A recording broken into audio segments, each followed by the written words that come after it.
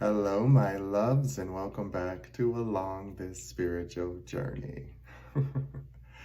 So, I have been taking a break. I have been taking time for myself and just unplugging from the world. I have learned that I forget I am human. I forget that my human has emotions. As much as I talk about it, I too forget that I am supposed to listen to my body and purge myself and cleanse myself in a way that I feel emotionally is necessary, spiritually necessary, as well as functionally in my everyday physical world. Um, we're taught to absorb, and we can't help it. We are learning creatures. Everything about us is retaining, taking something in and putting it back out, taking something in, byproduct. And so it's a good reminder to give yourself the opportunity, first of all, to forgive yourself for not being able to always show up for yourself the way you felt you could. It's important to do that because your physical body literally does not have a choice but to be here. Your heart beats 24 hours a day, even when you're sleeping. Your organs are still working, your body's still breathing. So, like, literally, your body never gets a break until it gets a break. And so, I have to remind myself as a spiritualist that yes, I am a soul incarnated and I too am on this journey, but I forget that I don't feel, right? That's how we start separating ourselves into logical over emotional. We're both. That is the human. That's what makes us cool. We're a hybrid of logical energy and emotional energy, and the two together create our intuition. And we have to trust that. We have to believe it when it talks to us and tells us, I need you to do this. I need you to take a break. I need you, because it's the parent of us. The intuition literally is the parent. You can decide whichever one you want it to be for logic. I always say my logic is more of my, like, older self, maybe not so much an adult. Yes, I'm grown physically, but it's still older me talking to my emotional self, which is younger me, and finding a way to talk to them energetically so that I feel at peace on my physical world. And one of the big things I had to learn, I know a lot of people won't like this, but again, once you're on the spiritual journey, it's really hard to go back. It's not easy because you start recognizing, again, when it's not that you stop loving people, it's not that you stop caring about them, because every single person who's come into my life, good or bad, has taught me something genuinely. But I've also noticed that as I get older, I really crave friendships where people are talking about their growth emotionally and like how it helps them be a better person in their everyday world.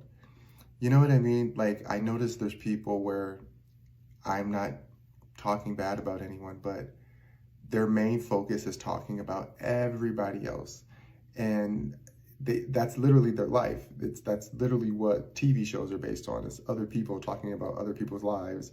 And then you talk about which avatar represents you or which archetype you feel closest to. And then you have some level of connection, but then you still keep forgetting about your physical self.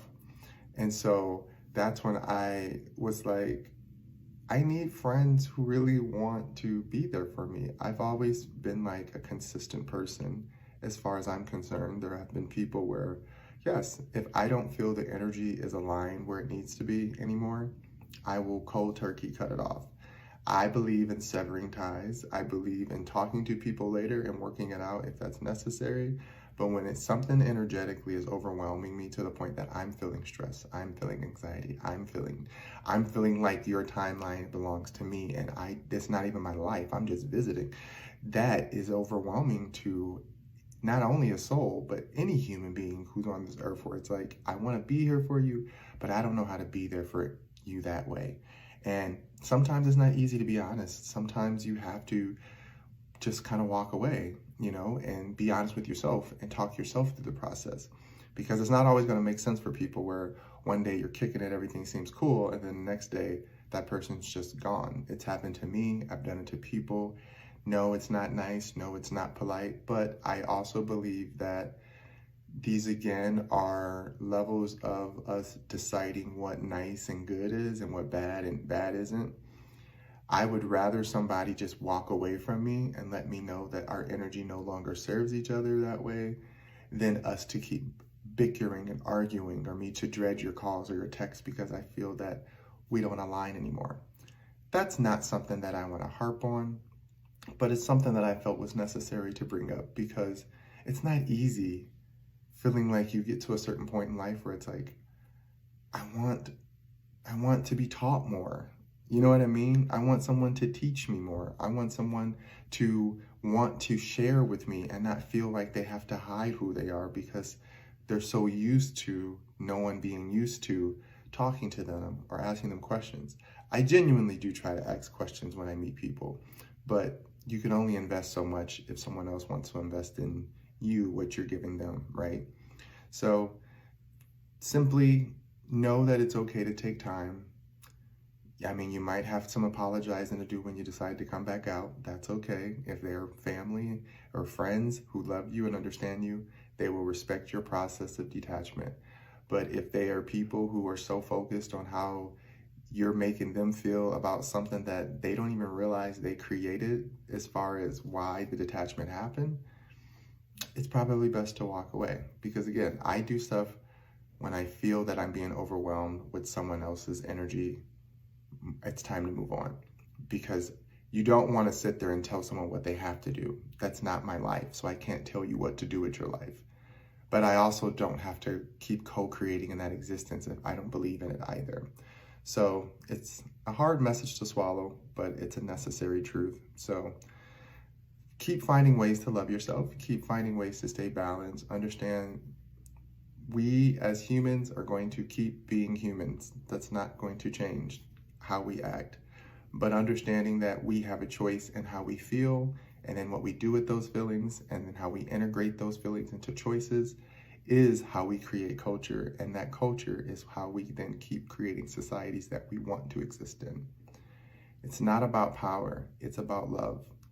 Love will always balance out everything. I promise you. I know that sounds generic, but when you can really find a place in yourself to say, even though I'm really frustrated by what's going on, maybe I can't do anything physically, but I can start spiritually putting myself to do the work and allow myself to take the breaks. Because I really have to learn as I keep going that breaks are important. Burnout is real. Do not let people trick you into believing that you're supposed to go, go, go. That is never my intent. I know I can make it look that way. I know a lot of my videos make it seem that way, but it's because I'm genuinely a person who likes to go, go, go. And so for me, it's natural to speak that way. But know where you are in life, know your levels, know your spectrum. Because if you don't, then yes, that burnout will catch up to you, trying to live in other people's timelines, trying to be other people's confidants when knowing well, good and well, they should go find help. It's okay to be someone's friend and listen, but if they're always dumping on you, that takes its toll. And so it's always important to make sure that you protect you first. Then you can go back out and love others. Remember, put the mask on you so you can put the mask on your babies. All right? I love you guys. Have a good day. I don't know where that came from.